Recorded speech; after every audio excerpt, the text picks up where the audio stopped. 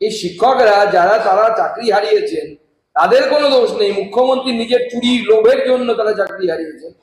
আর তারা বিক্ষোভ দেখাতে গেছেন গণতান্ত্রিক পদ্ধতিতে, তারা হিংসা করেননি, টায়ার জ্বালাননি, কিচ্ছু করেননি, কোনো রাষ্ট্রীয় সম্পত্তির ক্ষতি করার চেষ্টা করেননি, ভাঙচুর করেননি।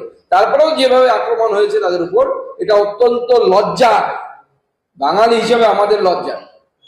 এবং আমার মনে হয় যে আজকে পুরো বাঙালি সমাজ লজ্জিত যে আমরা শিক্ষকদের তো মান সম্মানটাও নষ্ট করে ফেলেছি।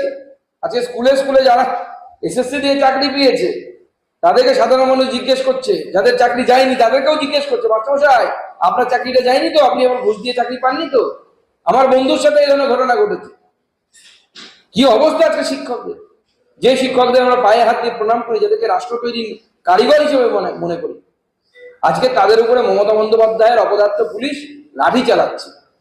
আর যে পুলিশ জঙ্গিদেরকে দেখলে, জিহাদিদেরকে দেখলে টেবিলের তলায় লুকিয়ে যায়, গর্তের মধ্যে ঢুকে পড়ে।